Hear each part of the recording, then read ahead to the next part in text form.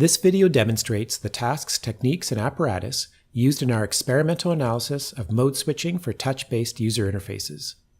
Our tasks are closely based on Lee et al.'s previous study. In the baseline task, 5 gray rectangles are crossed in succession with standard touch input. The rectangle orientation is varied. In the compound task, gray rectangles are crossed normally, but the mode must be switched to cross the intermediate red rectangles. 6 mode switching techniques are evaluated while sitting and standing.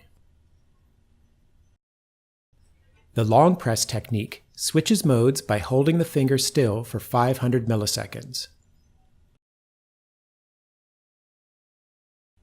The multi-touch technique switches modes when 2 fingers are used to touch the display.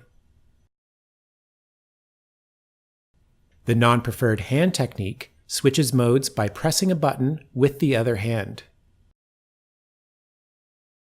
When standing, the button is placed at the top corner so it can be pressed with the hand supporting the tablet.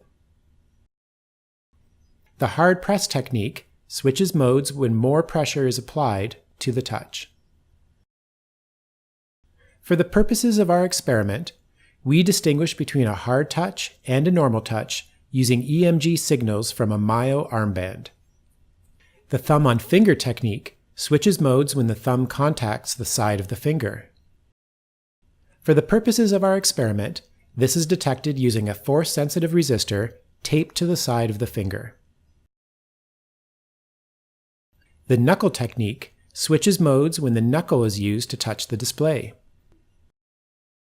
For the purposes of our experiment, this is detected using an accelerometer taped to the back of the hand. See the paper for details and experiment results.